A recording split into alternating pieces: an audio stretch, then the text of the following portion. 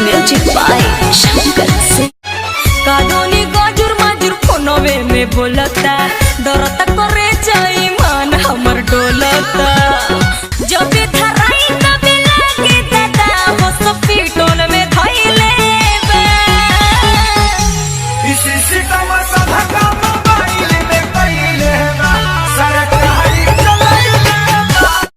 खेसारी लाल के इसी गाने पर सरकार बनौले बा म्यूजिक डायरेक्टर के बड़ी खुलासा किए। लॉकडाउन जब से लॉकडाउन लगा है तब से खेसारी भैया लगभग मतलब पटना में ही रहे और बहुत सारा गीत उनको मतलब तकरीबन 15 गीत तक हमने गवाया और इसमें सबसे बेहतरीन रहा सरकार चले बा, जो कि अभी जो लॉकडाउन चल रहा है कोरोना बीमारी को लेके उसी पर मतलब पूरा जो सरकार का जितना नियम निर्देश था उसको उसमें दिखाया गया है गाना में। गाना बहुत अच्छा चला। बहुत इस गाने के राइटर पवन बाबा हैं और खुद यहाँ स्टूडियो में बैठ के कंपोज हुआ, पवन बाबा लिखे, खेसारी भैया गाए, शंकर भैया म्यूजिक बनाए और दर्शकों का काफ़ी अधिक उस पर प्यार सहयोग मिला। साथ में अंजलि भारती गाई है, डुएट सॉन्ग है खेसारी भैया और अंजलि भारती। कितना मेहनत लगता है कंपोज करने में? कंपोज करने में बहुत ही ज़्यादा मेहनत लगता है। सबसे ज़्यादा मेहनत लगता है कि पहले ट्यून कहीं से मैच न करे। आप खुद सुने होंगे तो देखे होंगे गाना कितना बेहतरीन है, गाना कहीं से मैच नहीं है और सब चीज़ उसमें जितना शब्द वगैरह है, ट्यून वगैरह सब चीज़ नया नया है। जितने भी मतलब जैसे ही गाना यूट्यूब पर लॉन्च हुआ बहुत सारा कॉल आया।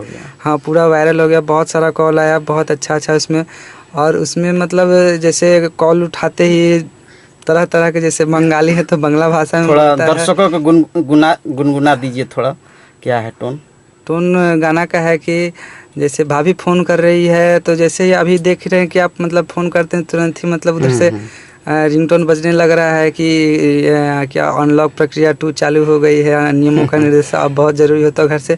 तो वही भाभी जैसे बोल रही हैं उसमें कि कादूनी गाजुर माजुर फोनवे में बोलता, जबे धराई तबे लागे दादा हॉस्पिटल में धइले बा। तब खेसारी भैया बोलते हैं अच्छा मेरे सामने एक बार लगाइबू, तुम फिर से एक बार लगाइबू। तो उसी में बताता है कि मतलब कहीं भी जाएं तो सैनिटाइजर का यूज़ करें, उसके बाद ये क्या बोलते हैं मास्क पहने वगैरह। तो उसके बाद खेसारी भैया का लाइन है ये नियम उसमें है नियम सरकार तो सबका मोबाइल में कइले बा, सरकार चलइले बा। यही उस गाने का पंच लाइन सरकार चलइले बा, जो कि गाना का नाम भी रखा गया था सरकार चलइले बा। खेसारी के म्यूजिक यहाँ से कितना के पैसा में बनता है थोड़ा दर्शकों? खेसारी भैया का म्यूजिक यहाँ 5,000 में बनता है। खेसारी भैया का किसी भी सिंगर का 5,000 में बनता है। जी आप लोग अपना परिचय देते हुए बताइए दर्शकों को। हम अप्पू कुमार सिंह छपरा जिला के निवासी हैं। यहाँ पटना में बोर्डिंग रोड चौराहा पे शिवा स्टूडियो है, हम लोग का स्टूडियो है, मतलब पूरे लोगों का स्टूडियो है। यहाँ पे मतलब लगभग अभी तक सब लोग गा चुके हैं, आप लोग खुद मतलब देखते ही होंगे, कंटिन्यू प्रोजेक्ट जाते रहता है, सब लोग गा चुके हैं।